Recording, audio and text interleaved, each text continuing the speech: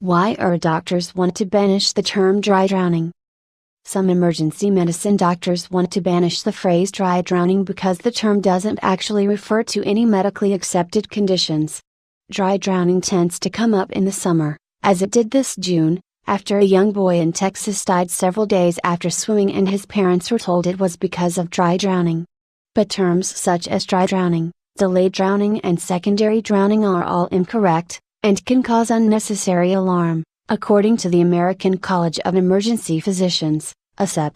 10 Ways the Beach Can Kill You. There are no cases of completely normal, asymptomatic patients who suddenly die because they went swimming a few days ago, Dr. Rebecca Parker, president of the ASEP, said in a statement yesterday, July 11.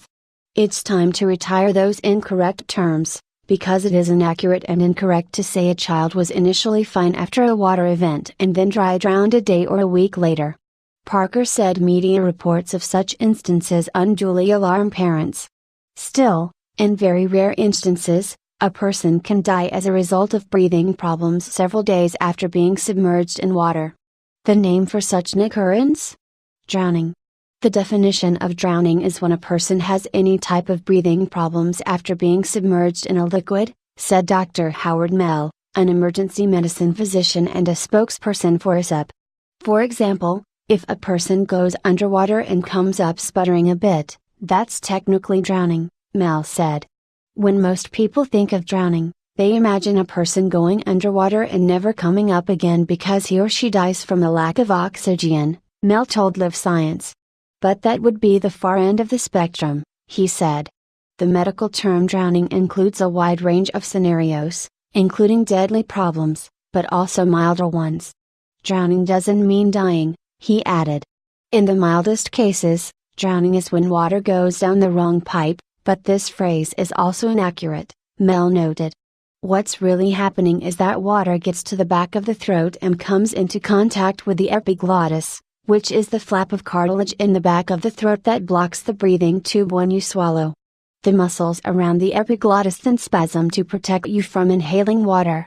A person may cough and clear out the water, and then have no further problems. If you are symptom-free, it's no longer drowning, Mell said. It's not going to come back. The bigger concern is when a person is coughing when he or she comes out of the water and doesn't stop coughing, Mell said. This could indicate that a person did inhale water, in other words, that water got past the protective barrier of the epiglottis, and into the lungs.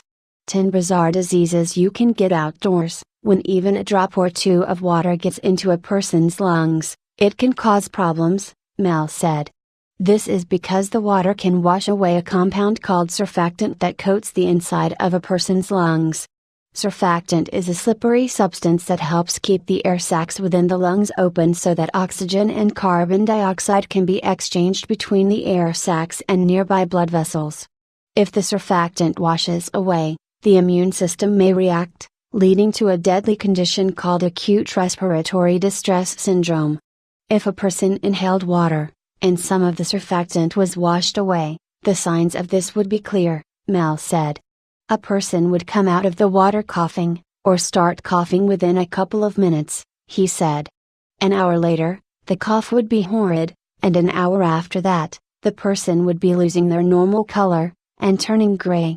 The term dry drowning came about because there were cases in which people died from this process, but they died several days after they inhaled water, Mell said. It was harder for people to comprehend the concept that people can die of drowning when they're not in water, even if they had been coughing and sputtering since they were in the water, he said.